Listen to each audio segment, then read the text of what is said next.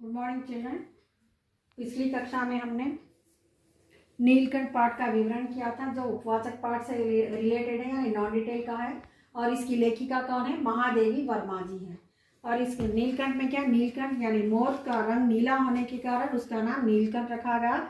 और मोर ने इसके छाया के समान यानी उसके साथ साथ रहने के कारण उसका नाम रखा गया राधा। यानी राधा क्यों रखा गया? क्योंकि भगवान कृष्ण की जो प्रेमिका थी यानी लवर थी उसका नाम भी राधा था, तो इसीलिए दोनों एक दूसरे के साथ जुड़े हैं। तो ये दो पक्षियों की कहानी है इसमें, जिसमें महादेवी वर्मा अपने घर खरीद कर लेकर आई है ये बहलिया से और उन्हें अपने घर में रखी। और इसमें क्या यहाँ तक पढ़े हम, परफेक्ट जेंटलमैन की उपाधि दी डाली। कौन दी? अतिथि जो उनके पास आते थे, देशी और विदेशी जो गेस्ट आते थे उनमें महिलाओं ने यानी लेडीज, महिला, औरत, स्त्री, तो ये क्या है? तो एक जो अतिथि थे, जो गेस्ट थे, उन्होंने क्या उसे उपाधि दी? जेंटलमैन, परफेक्ट जेंटलमैन की उपाधि दे डाली। जिस नुकीली पैंचिंग से वह भयंकर विषधर को खंड खंड कर सकता है। विषधर यानी जो विष यानी पॉइजन, विष का क्या है? पॉइजन यानी जहर। तो जहरीले सांप को जो खंड खंड कर सकता है, उसे मार सकता है। तो उसी से मेरी हथेली पर रखे हुए भुने चने ऐसी कोमलता से हौले हौले उठाकर खाता था कि हंसी भी आती थी। उसी हथेली पर से रखे हुए चने, किसकी हथेली में से? यानी लेखिका के हथेली में जो चने थे भुने हुए, वो चुन चुनकर कोमलता से खाता था, उठाकर खाता था। हंसी भी आती थी और विस्मय भी होता था, यानी ताज्जुब भी होता था, शौक भी हो जाती थी, चकित हो जाती थी। फलों के वृक्षों से अधिक उसे पुष्पित और पल्लवित वृक्ष भाते थे। फलों से ज्यादा उसे कौन से वृक्ष ज्यादा पसंद थे? पल्लवित, पुष्पित और पल्लवित। पुष्प यानी फूलों भरे, पुष्प का अर्थ क्या है? पुष्प मीन्स फूल। सुमन यहाँ पर भी पर्यायवाची, यानी फूलों को हिंदी में क्या कहेंगे? पुष्प भी कहते हैं, फूल और सुमन। तो इस तरह उन्हें मोर को कैसे वृक्ष भाते थे, पसंद आते थे? फूलों के वृक्षों से अधिक क्या के वृक्ष? फलों के वृक्षों से ज्यादा अधिक फूलों के वृक्ष यानी पुष्पित और पल्लवित वृक्ष भाते थे, पसंद करता था वो। वसंत सुनहली मंजरियों से लद जाते थे, अशोक नए लाल पल्लवों से ढक जाता था। तब जाली घर में वह इतना अस्थिर होता था कि उसे बाहर छोड़ देना पड़ता। यानी वसंत में जब आम के वृक्ष सुनहली मंजरियों से लग जाते, जब आम यानी आम लग जाते, आम आ जाते थे, मौसम बदलते ही, तो ऐसे समय वो जाली घर में यानी पिंजरे में बंद रहना बहुत ही मुश्किल हो जाता था, अस्थिर होता था कि उसे बाहर छोड़ देना पड़ता। हवा में उसकी सहज आहट पा लेते थे और जब उसकी मंत्रका की गूंज अनुगूंज तीव्र से तीव्रतर होती हुई कानों मानो बूंदों के उतरने के लिए सोपान पंक्ति बनने लगती थी, तो सुनने के लिए एक मधुर संगीत की तरह सुनाई देता था। मेघ के गर्जन के ताल पर ही उसके तन्मय नृत्य का आरंभ होता। जैसे ही बादल गरजने लगते थे, उसके तन्मय नृत्य का आरंभ होता था। यानी तन और मन यानी फिजिकली और मेंटली वो नाचने लगता था। तन्मय, तन यानी बॉडी, तन का भी यहाँ पे दो शब्द है, तन काया, शरीर, देह, ये सारे क्या है? बॉडी के पर्यायवाची है। मन यानी दिल, यानी तन मन यानी फिजिकली और मेंटली दोनों चीजों से वो नाचने लगता था। Physically, mentally.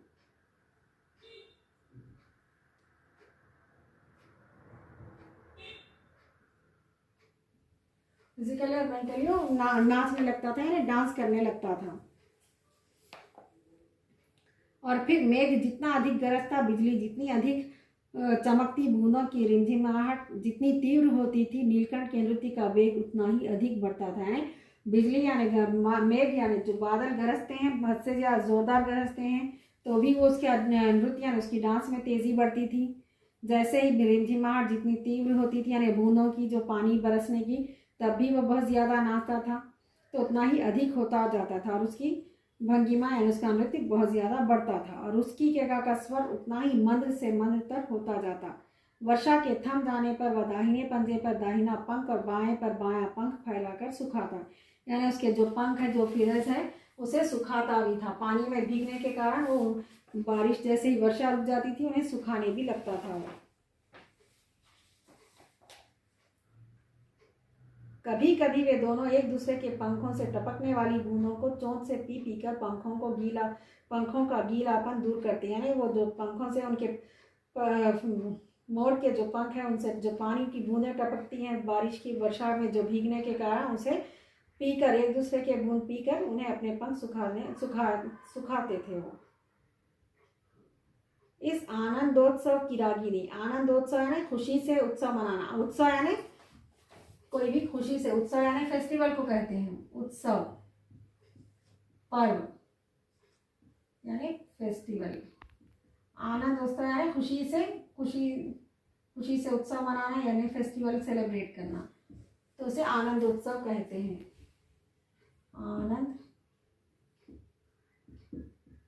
आनंदोत्सव,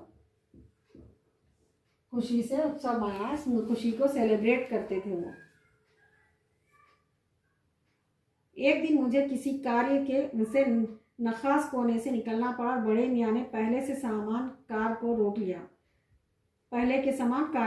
वही जो बड़े मियाँ जो बेचे थे, जो दुकानदार थे, दुकानदार क्या किसके पास से लिए थे? बहेलिया ने चिड़ी मार बर्ड कैचर के पास से ये दो मोर और मोरनी का जो पेड़ लिए थे वो अपने महादेवी वर्मा को बेचे। उसी साहब ने फिर उन्हें रोक लिया ना। इस बार किसी पिंजरे की ओर नहीं देखूंगी, यह संकल्प करके मैंने बड़े मियाँ की विरल दाढ़ी और सफ़ेद डोरे से कान से बंधी ऐनक को ही अपने ध्यान में केंद्र बनाया। ध्यान का केंद्र यानी कॉन्सेंट्रेशन करके ये सोच ली कि अभी मैं इनके बड़े मियाँ की बातों में नहीं आऊँगी और कोई चीज़ नहीं लूँगी इसके पास से। संकल्प यानी इरादा, संकल्प लेना, इरादा करना, संकल्प।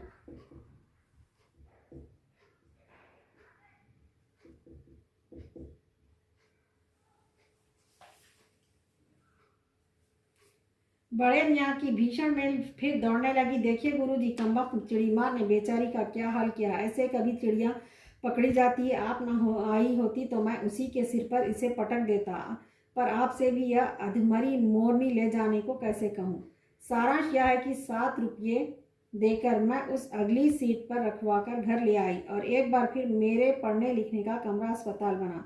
पंजों की मरहम पट्टी और देखभाल करने पर वह महीने भर में अच्छी हो गई। उंगलियां वैसी ही टेढ़ी मेढ़ी रही। एक मोरनी जो थी उसे जख्मी हालत में उसे खरीद कर लेकर आए, सिर्फ 7 रुपये में खरीदी और कमरा क्या हुआ, एक अस्पताल यानी हॉस्पिटल बन गया।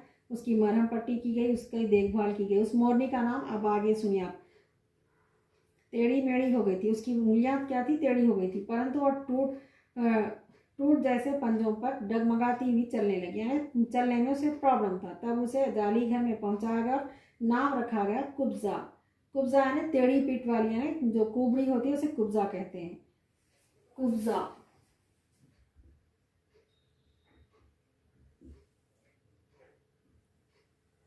टेढ़ी पीठ वाली।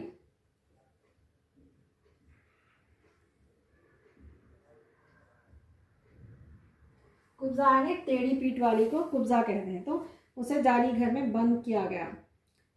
नाम के अनुरूप वह स्वभाव से भी कुब्जा ही प्रमाणित थी, जैसा नाम वैसी ही आदत थी उसे, यानी टेढ़ी ही थी। उसे कोई उसका स्वभाव यानी उसका एटीट्यूड, उसका बिहेवियर बहुत अच्छा नहीं था। अब तक नीलकंठ और राधा साथ रहते थे, अब कुब्जा उन्हें देखते ही मारने दौड़ती।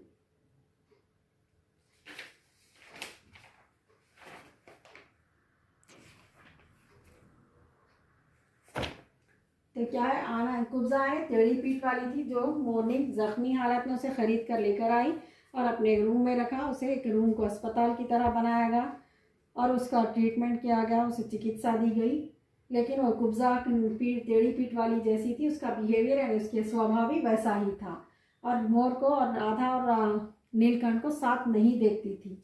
तो बच्चों, आज की कक्षा में ये यहाँ तक ही हम रोक देंगे। अगली कक्षा में इसका हम कंटिन्यू करेंगे, कंटिन्यूएशन, यही लेसन नीलकंठ। तो अब आज की कक्षा में जो हार्ड वर्ड्स और दिए गए हैं, इसके अर्थ जो बताए गए हैं आपको, इसको 1 टाइम लिखिए आप। होमवर्क में रीडिंग कीजिए, रीडिंग आपके लिए मस्ट है।